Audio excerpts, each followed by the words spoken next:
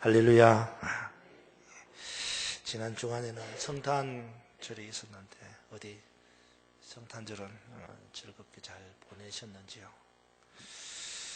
저는 지난 한 주간이 어떻게 지나가는지도 모를 정도로 금방 그렇게 한 주간을 보냈습니다.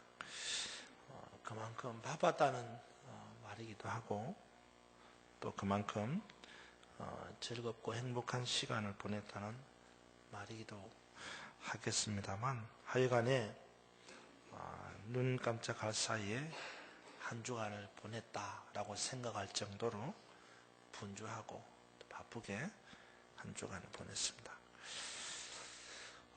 얼마 전에는 제가 예전에 사역했던 복된교회 집사님 한 분에게 전화가 왔었습니다. 제가 그 교회를 떠난 지도 벌써 15년이 다 돼가는데 해마다 잊지 않고 연락을 주시고 또 즐겁게 신앙생활을 했던 옛날을 추억하면서 행복해 하시는 그런 집사님이었습니다. 그 집사님이 전화를 통화하면서 이야기를 하다가 말미에 가서는 늘 그렇듯이 그런 말씀을 하셨어요. 목사님, 그때가 좋았습니다. 제가 묻습니다. 지금은 안 좋습니까? 지금은 그때 같지 않습니다. 그 말을 들은 저는 한편으로는 기분이 좋았습니다. 제가 있을 때가 좋았다 그러니까 좋죠. 그러나 다른 한편으로는 또 그런 걱정을 했습니다. 옛날보다 지금이 더 좋아야 할 텐데.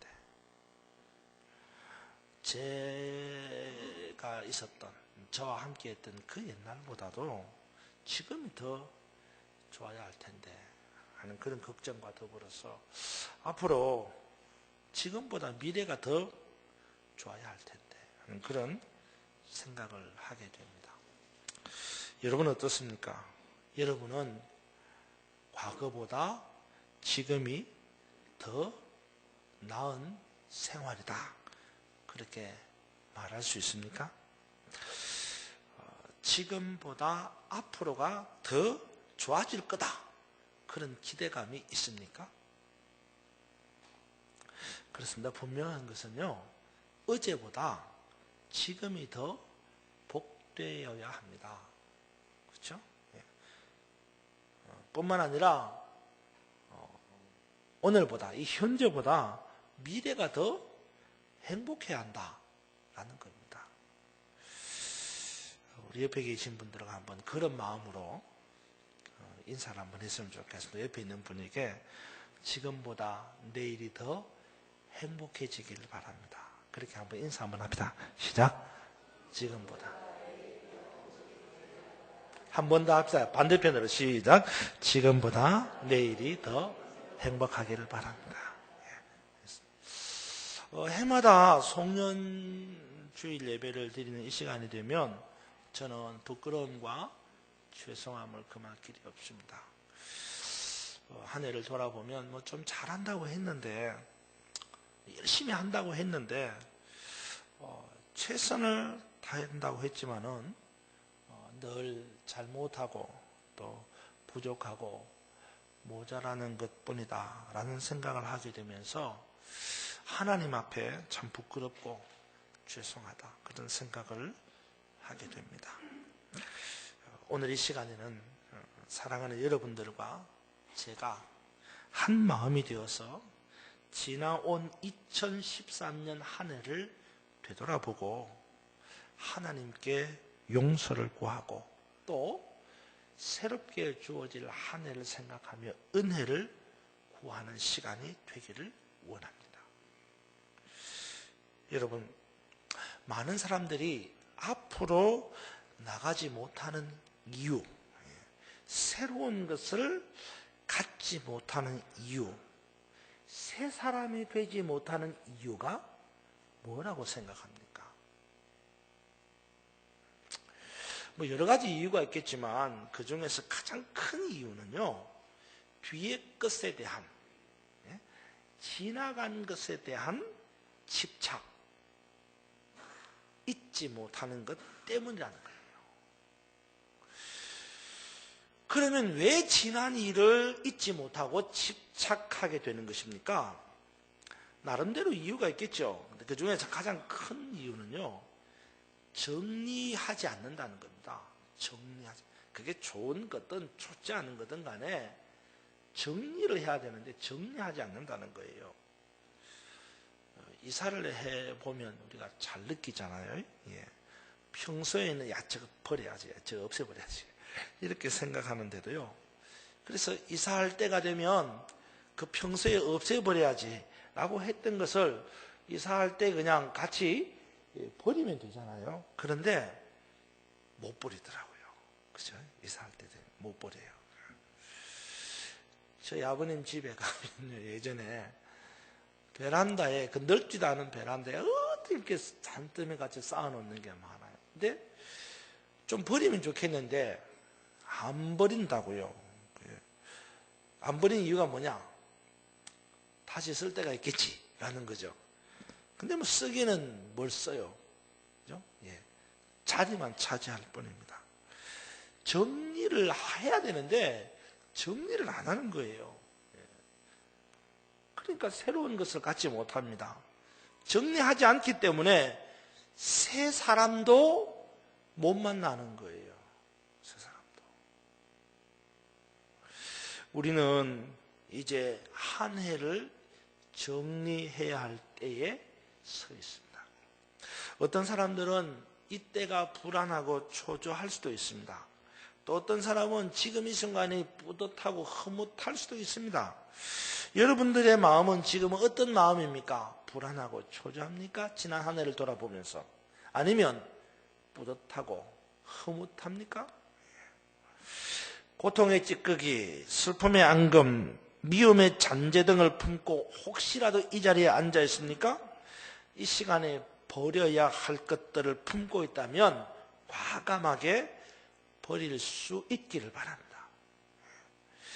물동이를 뒤집어서 그 물동이 안에 있는 것을 확 쏟아버리는 것처럼 완전히 비우고 이 시간 새로운 하나님의 은혜와 은사, 축복을 사모하면서 그것을 여러분의 마음속에 채울 수 있기를 주님의 이름으로 축원합니다.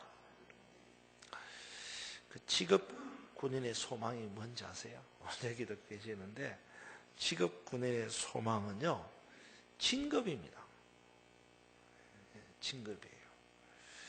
제 아들이 군정병이다가 보니까요, 군종 목사님과 자주 전화를 하기도 하고 또 만나기도 합니다.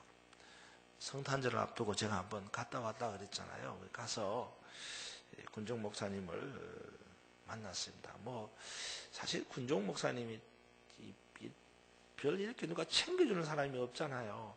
뭐 저야 여러분들이 때가 되면 챙겨주기도 하고 그렇지만 이 군종 목사님들은 대하는 그 교인들이 다 사병들이잖아요. 물론 그 간부들도 있지만 간부들 얼마 없어요.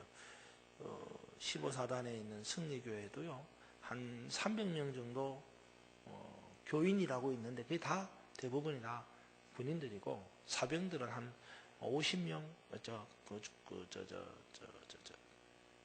계급이 있는 사람들은요 한 50명 정도밖에 안 돼요. 그럼 누가 챙겨줍니까? 그래서 선물 하나 사가지고 가서 만나고 왔어요.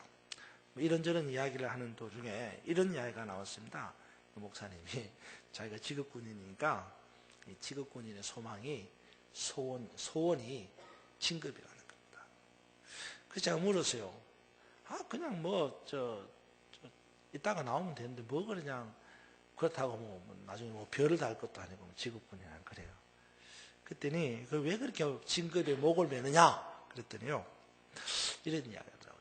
한 계급만 바뀌어도 한 계급만 진급을 해도요 대우가 달라진다는 거죠. 대우가. 그 말도 맞는 것 같아요. 예. 제 아들이요 일병에서 얼마 전에 상병이 됐거든요.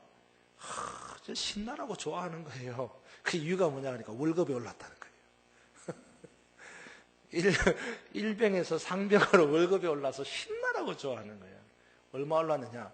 뭐 10만 원 올랐느냐? 그것도 아니야. 그래봐야 뭐 한 몇만 원 올른 거예요. 몇천 원, 몇만 원 올랐. 그래도 달라진다는 거예요. 특히나 이 뭐 사병이 그런데 그죠? 예. 소위, 중위, 대위, 뭐 대령 이렇게 급이 올라가면 수준이 확 달라진다는 거예요. 하물며 세상이 그럴진데 예수 그리스도를 구주로 영접한 사람들이 받는 축복은 그런 것과 비교할 바가 안 되는 거예요. 안 그렇겠어요? 응? 우선 하나님의 자녀가 되면 성령을 선물로 받게 됩니다. 할렐루야. 그렇죠. 하나님의 자녀가 되면 성령을 선물로 받아요. 하나님의 자녀가 되는 권세를 받습니다. 예. 믿음으로 구원을 받습니다. 영원한 하나님의 나라에 들어가는 축복을 받습니다. 어디 그것뿐입니까? 예수 그리스도를 믿고 하나님의 자녀가 된 사람들은 구하는 것을 받습니다. 뭐요? 무엇이든지 구하면 얻으리라. 할렐루야. 주신다는 거예요. 그런데 여러분, 진급을 해가지고 말입니다. 소위가 대위 되고 대위가 영이 되고 이렇게 진급이 되면요, 그 대우가 달라지죠. 안 그래요? 얼마나 달라지죠. 근데 중요한 건요, 그 다음이에요. 진급을 해서 대우가 달라지는 것도 중요하지만요, 더 중요한 것은 대우가 달라지는 것만큼 의무와 책임이 다르다는 거예요. 의무와 책임이 다르다는 거예요. 하나님의 자녀가 되는 것도 마찬가지입니다. 하나님의 자녀가 되면 무수한 은혜와 축복이 우리 가운데 있지만, 그러나 하나님의 자녀가 되는 그 순간에 우리가 짊어져야 될 의무와 책임이 있다는 거예요. 오늘 우리는 지나간 2013년의 신앙생활을 돌아보면서 어떻게 신앙생활을 하면서 살아왔는지 점검해 보기를 바랍니다. 내가 정말 하나님의 자녀로 의무를 다했는지, 내가 정말 하나님의 자녀로 내 책임을 다했는지, 내가 정말 목사로, 장로로, 권사로, 집사로 이 몸된 교회에서 그 의무와 책임을 다했는지 한번 돌아봐야 한다. 그래서 잘못된 부분은 회개하고 잘 매듭을 짓고 새롭게 다가오는 새해를 맞이해서 정말 변화된 그리스도인으로 살아가는 그런 저와 여러분이 될 수 있기를 바라는 겁니다. 그럼 우리 지난 2013년을 돌아보면 어떻게 살았는가? 첫째는요, 이렇게 산 사람이 있을 거예요.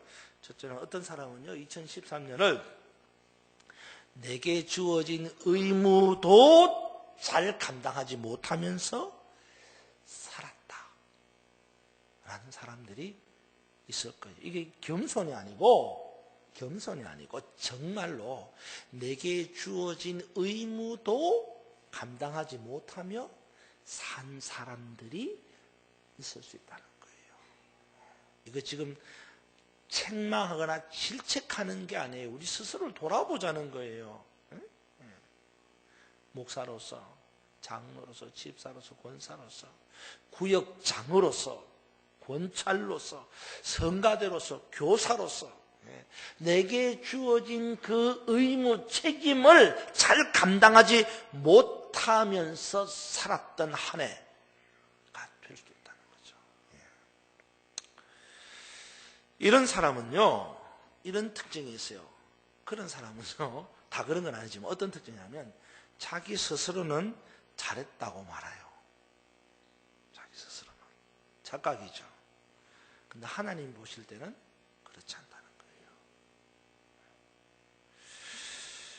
여기서 우리가 한 가지 알아야 될 중요한 사실이 있습니다. 여러분, 신앙생활이라는 것은요, 자기 양심의 인정을 받는 것이 아니에요. 적어도 신앙생활이라는 것은 내 양심에 비추어 부끄러움이 없는 것이 아니라 하나님의 저울에 달아보았을 때에 인정받을 수 있어야 한다는 거예요. 우리는 그런 생각하죠. 내가 할 만큼 했어. 그래서 난 내가 할 만큼 했어. 성가대도 내가 할 만큼 했고, 교사도 내가 할 만큼 했고, 헌금도 내가 할 만큼 했고, 난 내가 할 만큼 했어. 내 형편에 내 그만하면 잘했어. 라고 생각할 수 있겠죠. 그러나 중요한 것은 내 양심에 비추어서 인정받는 것이 아니라 하나님의 저울에 나를 달아보았을 때에 인정받을 수 있어야 한다는 거예요. 하나님의 저울에 비추어 보았을 때에 목사로서 부끄러움이 없어야 되고요. 하나님의 저울에 비추어 보았을 때에 교사로서 성가대원으로서 부끄러움이 없어야 되고, 하나님의 저울에 비추어 보았을 때에 내가 드리는 헌금이 부끄러움이 없었어야 되고, 뭐 그런 거다 이 말이에요.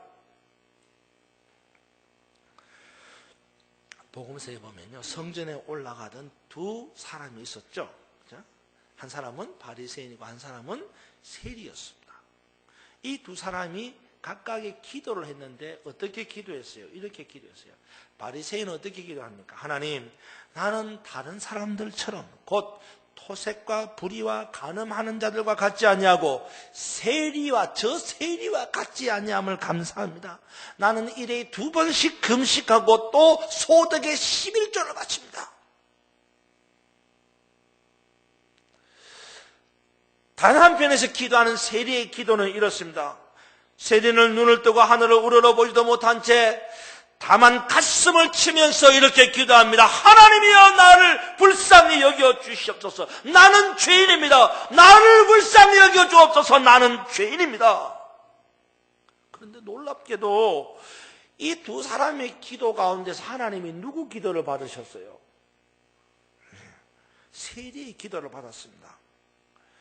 말이야 바른 말이지, 바리새인이 세리보다 주어진 의무를 더 잘 감당하지 않았습니까? 그런데도 하나님은 바리새인보다 세리의 기도를 더 의롭게 여기고 세리의 기도를 받았다는 겁니다. 이유가 뭡니까? 세리의 기도를 들어보십시오. 세리의 기도는 다른 사람을 헐뜯는 기도가 아니었습니다. 자기가 의롭다고 말하기 위해서 다른 사람을 깎아내리고 끌어내리는 기도가 아니었습니다. 여러분 아시죠? 다른 사람을 헐뜯는 사람치고 다른 사람을 깎아내리는 사람치고 자기 잘못 말하는 사람 없어요. 그렇습니다. 다른 사람을 낮추는 사람은 자기를 높이는 사람입니다. 자기 의무를 잘 감당하든 잘 감당하지 못하든 다른 사람을 깎아내리는 말을 하는 사람은 자기를 내세우는 사람이에요. 자기가 옳다고 말하는 거예요. 자기가 낫다고 말하는 거예요. 왜? 자기 기준에서 보니까. 그런데 하나님의 기준에서 보면 그렇지 않다는 거예요. 하나님의 기준에서. 우리 신앙생활의 평가는 내 양심에 비추어 부끄러움이 없는 게 아니에요. 잘 알아야 된다, 여러분. 내 양심에 비추어서 부끄러움이 없는 게 아니라 하나님의 기준에서 나를 비추어 보아야 된다는 거예요.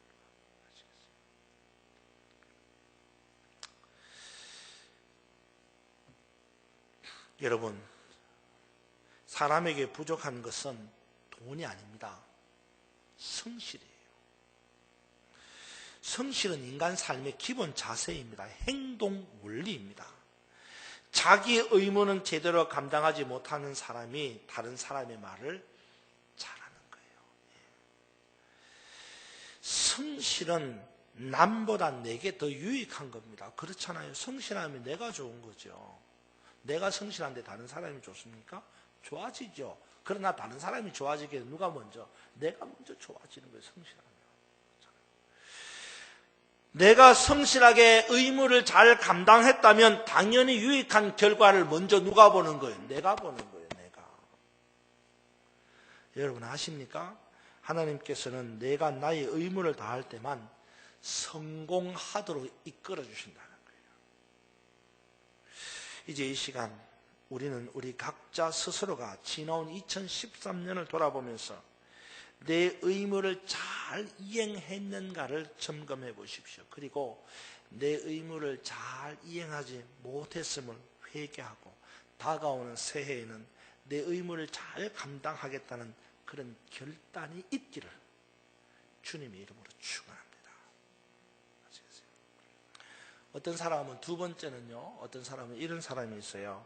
2014년 한 해를 돌아보면 내게 주어진 의무만 잘 감당한 사람이 있어요. 첫 번째는 의무도 감당 못한 사람이 있는가 하면, 두 번째는 내게 주어진 의무만 감당한 사람이 있어요. 여러분 그런 사람 있을 수 있죠, 우리 가운데. 사람에게 있어서 최선의 삶이란 적어도 내게 주어진 매 순간순간의 삶에 열심을 내는 거예요.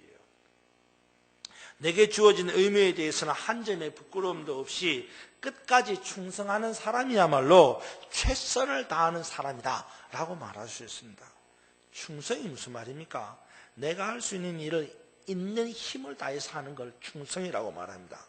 고린도서 4장 2절에 보면 이런 말씀이 있습니다. 맡은 자들에게 구할 것은 충성이다 그랬어요.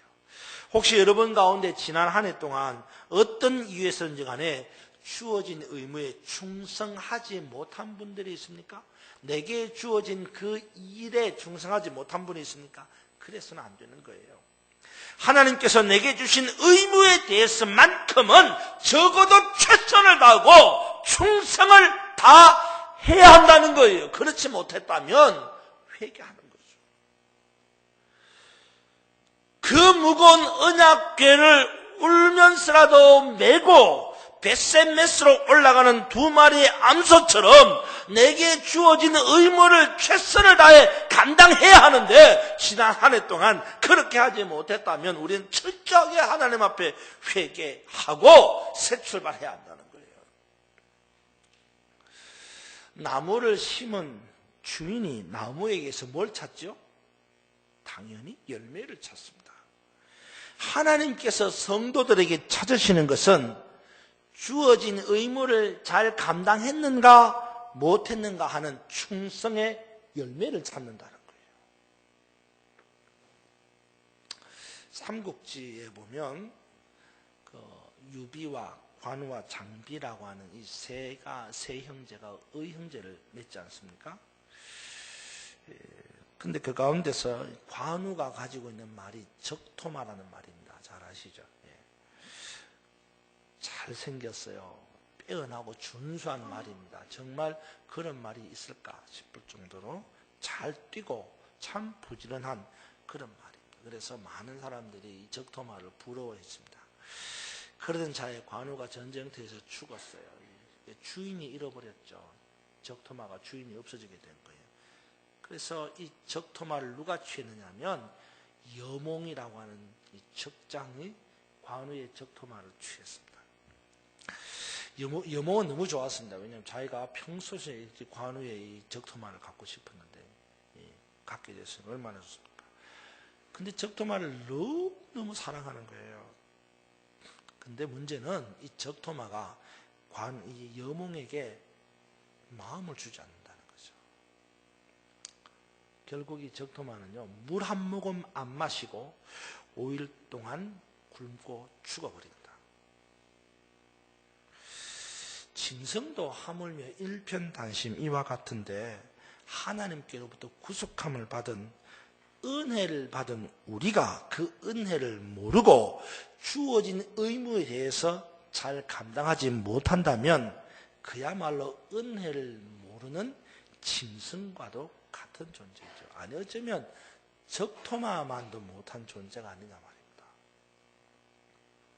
이 시간 나의 주인이신 하나님께서 내게 주신 그 일들을 잘 감당했는가 감당하지 못했는가를 살펴보고요, 내게 주어진 의무를 잘 감당하는 은혜가 있기를 바랍니다.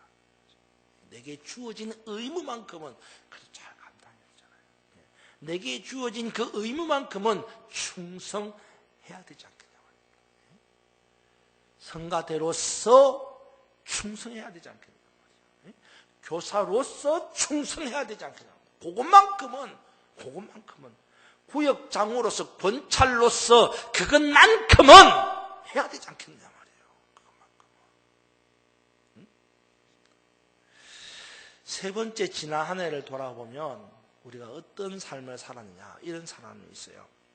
내게 주어진 의무 이상의 삶을 사는 사람. 첫 번째는요, 의무도 감당 못하는 사람. 두 번째는 의무만 감당하는 사람. 세 번째는 의무 이상으로 감당하는 사람. 세 번째는 의무도 감당 못하는 사람은요, 불충성한 사람입니다. 그렇죠?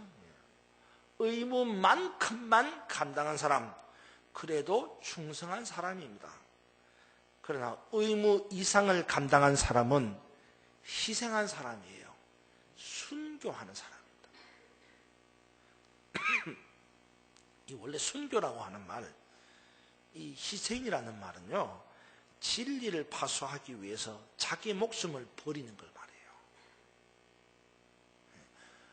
진리를 파수하기 위해서 할 만큼만 하고 그만, 이게 아니라 할 만큼 이상 하다가 죽어버리는 게 이게 순교예요. 요즘에 와서 순교라는 말을 거의 쓰지 않죠. 그렇잖아요. 순교라는 거예요. 왜? 대부분 할 만큼만 하거든요. 할 만큼만. 그러다가 죽을 만큼 하면 그래도 열심히 하는 거죠. 그래서 죽을 만큼 하다가 죽어야 되는데 안 죽거든.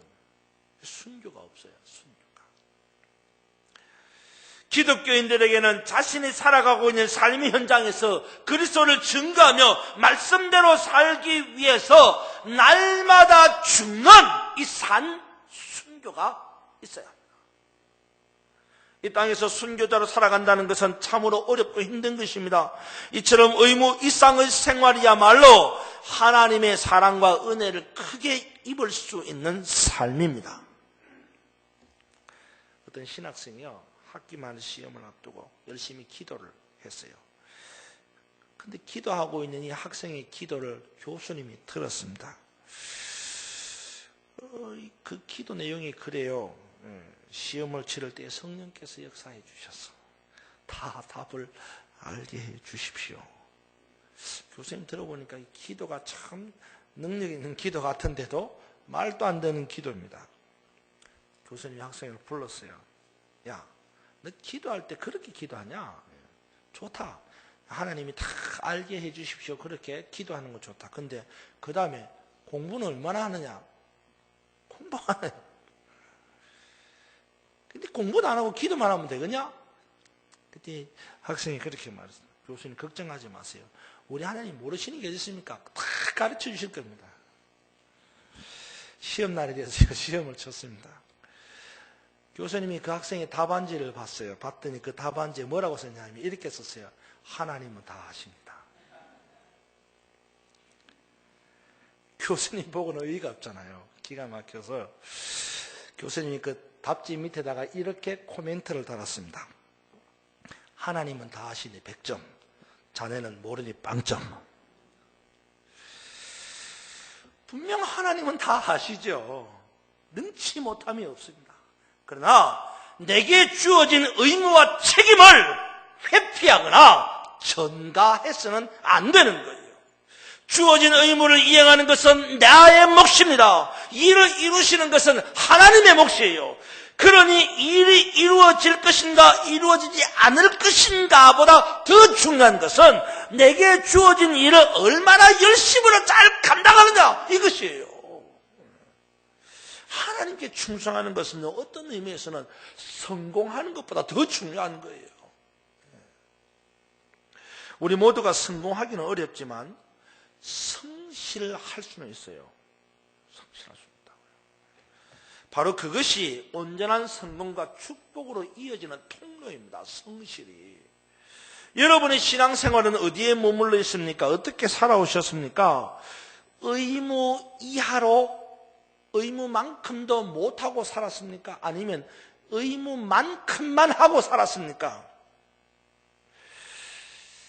2차 세계전 당시 포로 생활을 했던 한 영국 장교가 이런 말을 했어요. 1945년 4월 8일 추울 아침에 본 회프 목사님이 감옥에 갇혔었는데 그날 아침에 예배도 마치기 전에 우락부락하게 생긴 군인 2명이 와서 본회포 목사님을 불렀습니다. 따라와. 근데 그 소리를 듣는 본회포 목사님이 느낌이 싸한 거죠. 이게 뭘 의미하는가를 느끼게 되는 거예요. 무슨 말입니까? 사형장으로 가자는 소리인 거예요. 따라와. 그래서 영국 군인 한 사람이 이 본회포 목사님에게 이런 말을 했습니다. 목사님, 이것이 마지막이네요. 안녕히 가십시오. 인사를 했어요. 이 목사님이, 본회포 목사님이 빙그레 웃으면서 이런 유명한 말을 했어요. 이것이 끝입니다.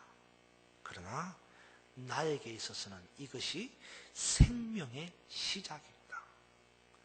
이제 나는 감옥 생활을 끝냅니다. 그러나 나는 이제부터 자유의 생활이 시작됩니다.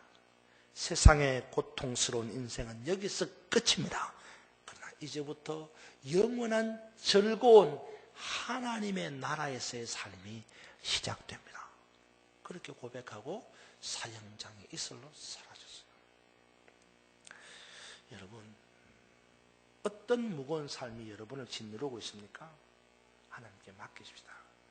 잘 살고 못 살고, 성공하고 실패하고, 오래 살고 짧게 살고, 건강하고 병들고, 그런 건 중요한 게 아니에요. 다만 하나님의 뜻이 이루어지다. 내 인생에서 하나님의 뜻이 나타나기를 원합니다. 이게 중요한 거예요. 이렇게 깨끗하고 또 즐겁게 헌신하고 내 생명을 조금 더 아깝게 여기지 아니하고 오직 주님께 바치면서 주님께 내 생명을 드렸습니다 라는 이 희생, 이 순교가 오늘 저와 여러분에게 축복이 된다는 거예요. 아시겠어요? 여러분, 2013년을 돌아봅시다. 주어진 의무 이하로 살았습니까? 아니면 의무만큼만 살았습니까? 오늘 이 시간 우리는 지난 날들을 돌아보며 참으로 회개하고 새롭게 다가오는 새해에는 의무 이상의 삶을 살겠다.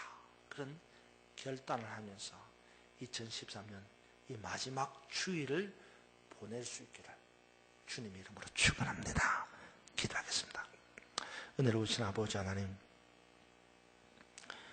우리에게 구원의 은혜를 베풀어 주시고 주님의 자녀가 되는 축복을 주셨건만 우리는 우리에게 주어진 이 축복의 권세를 가지고 의무를 행하지 않고 책임을 다하지 못했습니다. 내게 주어진 그 이하의 삶을 살았고 때로는 내게 주어진 그것만 이루고도 잘했다고 스스로 착각에 빠져서 살았습니다. 그러나 오늘 말씀을 보면서 우리 스스로가 우리에게 주어진 것 이상의 삶을 사는 것이 하나님이 기뻐하시는 덤으로 사는 인생의 가치라는 것을 깨닫게 하시고 2013년은 그렇게 살지 못했다면 다가오는 새해는 주어진 의무 이상의 삶을 사는 결단을 하게 하여 주옵소서. 예수님 이름으로 기도하옵나이다. 아멘.